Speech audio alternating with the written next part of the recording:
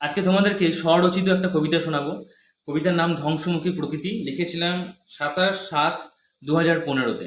তখন আমি জাস্ট সবে সবে এইচএস দিয়েছিলাম।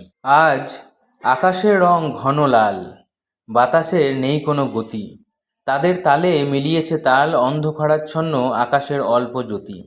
আজ হাজার হাজার তারা যেন হারিয়ে গেছে কোন অতল সাগরে।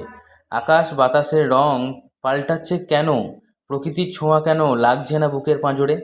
গ্রীষ্মকালে অসহ্য গরম, বর্ষাকালে অবিরাম বৃষ্টি, শীতকালে জমতো বরফ, বসন্তে প্রকৃতি লাগতো খুবই মিষ্টি। আজ হারিয়ে গেছে প্রকৃতির সুন্দরতা, বর্ষার সেই বৃষ্টি ভরা রাত, হারিয়ে গেছে বসন্তের মিষ্টতা, হারানোর পিছনে আছে আমাদেরই হাত।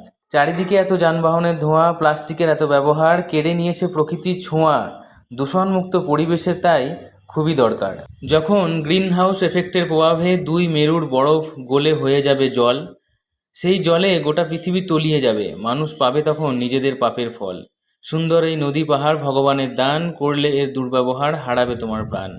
প্রকৃতি হবে খুবই ধন্য, করো যদি তুমি একটি পুণ্য, একটি গাছ লাগাও অনেক প্রাণ বাঁচাও। তোমরা হারিয়ে ফেলেছো নিজেদের বোধ, দূষণের হার কমাও পরিবেশকে বাঁচাও, সবার কাছে এই একটাই অনুরোধ।